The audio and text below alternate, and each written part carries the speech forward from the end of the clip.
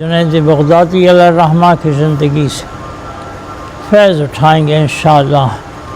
درود پاک پڑھیے، اللہم صلی علی سیدنا مولانا محمد وعلی آلہ واہل بیتہ واصحابہ برکاتہ۔ الحمدللہ رب العالمین والعاقبۃ للمتقین، الصلاۃ والسلام علی رسولہ وعلی آلہ واہل بیتہ واصحابہ وبارک وسلم۔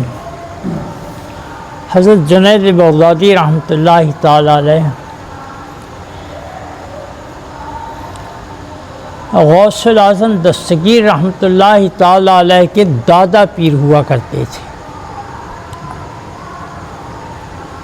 حضرت غوث الاعظم دستگیر رحمۃ اللہ علیہ کی پیر و مرشد ابو سعید رحمۃ اللہ علیہ، ان کے پیر و مرشد جنید بغدادی رحمۃ اللہ علیہ اور ان کے پیر و مرشد جنید بغدادی رحمۃ اللہ تعالی علیہ کے ان کے ماموں بھی تھے وہ سری سقطی رحمۃ اللہ تعالی علیہ۔ میں حضرت جنید بغدادی رحمۃ اللہ علیہ کی حالات ارشادات سنانے سے پیش تھا، یہ جو تعارف میں سلسلے کا دے رہا ہوں اس میں حضرت جنید بغدادی رحمۃ اللہ علیہ حضرت سری سقطی رحمۃ اللہ تعالی علیہ کے متعلق ایک بات بتانا بہت ضروری سمجھتا ہوں۔ اس سے پہلے ایک پارسی استاد کی یاد آئی۔ دیکھیے، دل کی نرمی اللہ کس کو عطا کرتا ہے؟ وہ کھنڈوا کے پروفیسر ہوا کرتے تھے اور ان کے شاگردوں میں اور بعد میں اسٹاف میں بھی آ گئے تھے، ان کے کلیگ بھی ہو گئے تھے، مقبول نیازی ہوا کرتے تھے۔ ایک بڑی بزرگ کھنڈوا کی شخصیت تھی، میں ان کو پا نہیں سکا، بیچاروں کو پہلے تھے، ان کی کتاب ہاتھ لگی تھی پڑھ کے۔ ان کے حالات میں لکھا تھا برگ سبز میں مقبول نیازی کے ایک پارسی کی بات۔ ناکچون تالاب ہوا کرتا ہے کھنڈوا میں، اب وہ آبادی ہو گئی ہے کھتری برادری کے لوگوں کی۔ وہاں تالاب پر گئے، جو بیٹھنا بٹھانا تھا، دیکھنا دکھانا تھا، دیکھ کے لوٹے۔ اب جب گھر میں آئے تو اپنا اوور کوٹ وہ استاد نے، پارسی استاد نے ایسا ٹانگا اور دیکھا تو اس پر ایک مکوڑا چل رہا تھا۔ اب دیکھو تو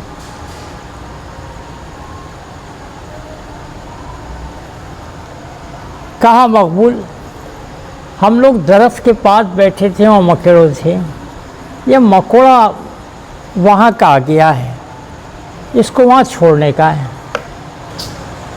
اب یہ بات میں آپ لوگوں سے پوچھنا چاہتا ہوں، ایک پروفیسر آدمی مکوڑا آ گیا وہاں سے، اب مکوڑے کو وہاں چھوڑنے کو جا رہے ہیں، یہ کیسی لگ رہی ہے آپ کو بات؟ یہ اپنی تقریر جیسی نہیں ہے، اپنی ایک مجلس ہے اور اس میں ہم ٹیبل ٹاک جیسی کر رہے ہیں ایک دوسرے کو سمجھنے کے لیے۔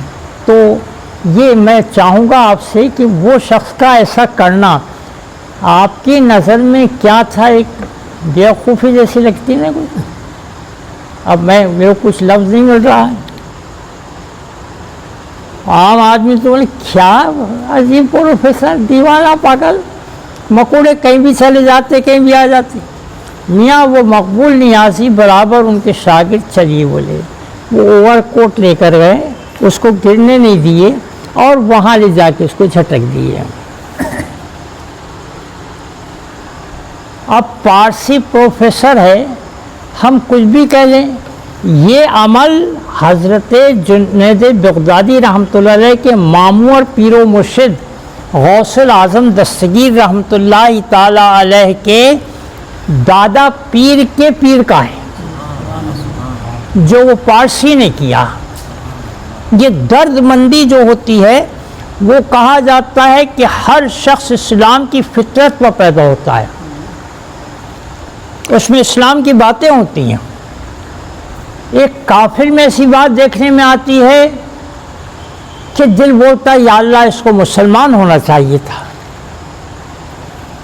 اور یہ اپنی بات نہیں، اکبر کے زمانے کے پیر و مرشد تھے، انہوں نے مان سنگھ کو سنا اس کی باتوں کو اور کہنے لگے کہ مان سنگھ تم اتنی اچھی باتیں سوچتے ہو، اتنی اچھی باتیں کرتے ہو، تو مسلمان کیوں نہیں ہو جاتے؟ تو مان سنگھ کہنے لگا کہ حضور وہ ختم اللہ علی قلوبہم والا معاملہ ہے ہمارا، ہم بے ادبی کہاں کریں گے، اللہ نے مہر کر دیا ہمارے سینے پر. یہ مان سنگھ کا جواب تھا. ہاں تو میں یہ بتا رہا ہوں کہ کافروں میں ایسی بات دکھتی کہ آپ کے ننھے میاں کو نہیں، اپنے زمانے کے رہبروں کو، اور اس کو تو مسلمان ہو جانا چاہیے. ایسے وہ پارسی کا معاملہ تھا کہ سری سختی رحمۃ اللہ تعالیٰ علیہ کی سوچ کی طرح اس نے سوچا تھا. تو جب ایسا کسی کو دیکھو تو اس کو اپریشیٹ ہی نہ کرو، بلکہ اس کے اوپر کچھ اسلام کی بات ایسی موافقت کے ساتھ بتاؤ، اس سے میل کھاتی ہوئی، کہ اس کا وہ اسلام پن جو ہے وہ بڑھے، کیونکہ ہر شخص اسلام کی فطرت پر پیدا کیا جاتا ہے. یہ میں ایک برکت کے بعد سے حضرت سختی رحمۃ اللہ ایک بات بتا دیا. اب دیکھیے یہ چھوٹے تھے، کہیں سے گھر کی طرف آ رہے تھے، گھر کے قریب راستے پر باپ روتے کھڑے ہیں. جنید بغدادی رحمۃ اللہ علیہ کے والد روتے کھڑے ہیں کہ بابا رو کیوں رہے آپ؟ کیا میں تمہارے ماموں کے پاس گیا تھا، زکوٰۃ کا مال لے کر زکوٰۃ نکالا ہوں، تمہارے ماموں کے پاس گیا تھا، یعنی سری سختی رحمۃ اللہ علیہ، انہوں نے قبول نہیں کیا. میرے کو بہت رنج ہو رہا ہے اس سب میرے پاس. وہ لیے دروازہ کھٹکھٹائے، کون؟ کہا میں جنید ہوں. کیسا آنا ہوا؟ کہ یہ بابا سے زکوٰۃ کا جو دینا چاہتے تھے وہ دے رہا ہوں. کہا نہیں مسلمان. کہا مامو جان اب دیکھو یہاں وہ بچے کی بات. مامو جان اس خدا کے واسطے قبول کر لیجیے جس نے میرے باپ کے ساتھ عدل کیا ہے اور آپ پر فضل کیا ہے. جس وقت یہ بات کہی وہ بھانجے نے، وہ مامو تب کے کہنے لگا کہ جنید پہلے میں تجھے قبول کرتا ہوں، اس کے بعد وہ قبول کروں گا، اور ان کو گلے سے لگا لیا. جب سے وہ حضرت سری سختی رحمۃ اللہ تعالیٰ علیہ کی تربیت میں رہے. اب بتاؤ اتنی کم عمری سے اور ایسا سوچ رکھنے والا بھانجا کہ کیسے ترقی نہیں کیا ہوگا. تو اب ذرا یہاں میں اس پر رکتا ہوں. وہ جو انہوں نے کہا کہ اس خدا کے واسطے جس نے میرے باپ کے ساتھ عدل اور آپ پر فضل کیا، یہ بات میں کیا بات ہوگی؟ ایک بچہ ہے جو اور یہ کہہ رہا، دیکھو عدل کہتے ہیں 2 ضرب 2 برابر 4، بالکل خراب. اور میرے والد بھی کہا کرتے تھے کہ اللہ سے دعا کرتے وقت کبھی یہ مت بولو کہ اللہ میرے ساتھ میں عدل فرما. ایک تو اس میں برائی یہ ہے کہ اللہ سے اور عدل کی بات تم کہہ رہے ہو، یہ بات ہے. اور دوسری چیز کیا ہے، عدل کا معاملہ بڑا خطرناک ہے. وہ یوں ہے خطرناک کہ قیامت میں ایک شخص لایا جائے گا، اس کے اعمال پورے ہوں گے، پورے ہوں گے، کچھ کمی نہیں. اب اللہ فرمائے گا اس کو میری رحمت سے جنت میں ڈال دو. تو کہے گا مولا تعالیٰ میرے اعمال تو پورے ہیں، پھر میں ذرا معافی سے کہوں کہ جو تو رحمت سے جنت میں ڈالنے کی بات فرما رہے یہ میرے سامنے نہیں آئے گا. رک جاؤ، بس حکم ہوگا اس کو سمجھاؤ. کہا میں نے جو تجھ کو دیکھنے کی نعمت آنکھ دیا تھا 2، وہ ایک آنکھ تو اس میں رکھ پلڑے میں میزان، اور تیری تمام کی کرائی کو دوسرے پلڑے میں رکھ، جو دیکھا گیا تو اس کی آنکھ کا پلڑا ہلکا پڑ گیا، وہاں ہلکا پلڑا نیچے جائے گا اور بھاری پلڑا اوپر آئے گا، بس لرز کے رہ گیا۔ اور اس پر ایک اور بات یاد آئی، میں یہاں ختم کروں گا، ایک اور بات یاد آئی یہ اس معاملے پر میں سنا چکا ہوں، کبھی شاید یاد آ جائے گا آپ کو۔ ابن سماک رحمۃ اللہ تعالی علیہ ہارون رشید کے دربار میں عالم دین ہوا کرتے تھے، مگر جو درباری عالم مشہور ہیں کہ بس سرکار کی مزاج دیکھ کر بات کر رہے ہیں، اگر سرکار دن کو رات کہہ رہے ہیں تو یہ کہہ رہے ہیں کہ ہاں سرکار مجھ کو ماہ و انجم بھی نظر آ رہے ہیں، چاند تارے بھی نظر آ رہے ہیں، ویسے نہیں تھے وہ۔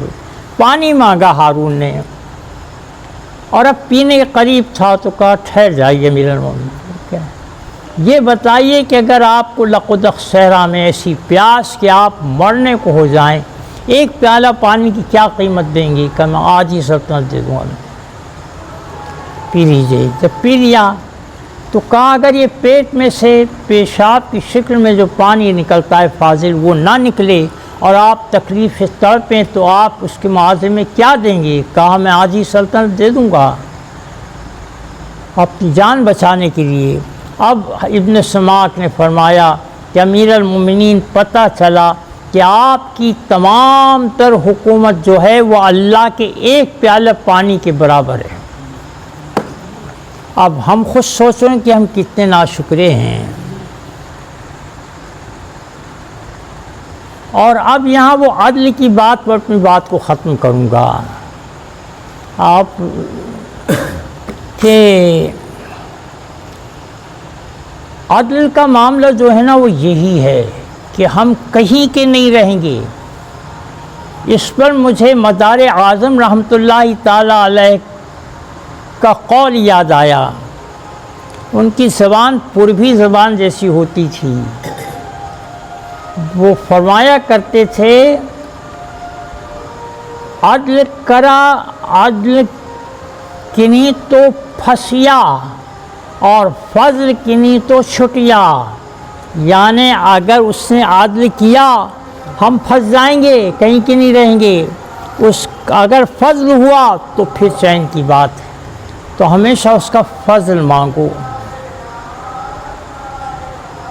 اور اب یہاں جو بات شکرانے کی چلی اس میں ایک یہ بات کہ پانی کا پیالہ تو بڑی نعمت ہے، بڑی نعمت ہے، سانس کا حساب لیا جائے گا۔ ایک بزرگ باہو رحمۃ اللہ تعالی علیہ وہ فرمایا کرتے تھے کہ ایک فارسی شعر میں کہ تم اپنی کسی سانس کو اللہ کے ذکر کے تحت ذکر کے بغیر نہ لو نہ خارج کرو، یعنی پاس سے انفاس کا جو عمل بتایا جاتا ہے کہ ہم کسی سے بات نہیں کر رہے ہیں، خالی ہیں، سانس ہمیشہ لیتے ہیں۔ اب میں نے سانس لے لیا ہے، اب چھوڑ رہا ہوں تو کہہ رہا ہوں لا الہ، نہیں ہے کوئی معبود۔ اب جو لیا ہوں تو کہا ہوں الا اللہ، تو سانس میں کلمہ طیبہ پڑھا جائے، یہ سانس کا حساب لیا جائے گا کہ ہم نے جو تجھ کو زندگی کے قائم رکھنے کے لیے سانس جو مہیا کی تھی ہوا، اس کا شکر ادا کیا، تو اس کا بھی عمل جاری رکھا کرو پاس انفاس کا۔ اب میں یہاں یاد رکھتا کہ میں شکر گزاری کی بات پر یہ بات حضرت کے واقعے کو ختم کر رہا ہوں، انشاءاللہ یہیں سے اس کو پھر آگے لیا جائے گا۔ یا الہ العالمین صدقہ رسول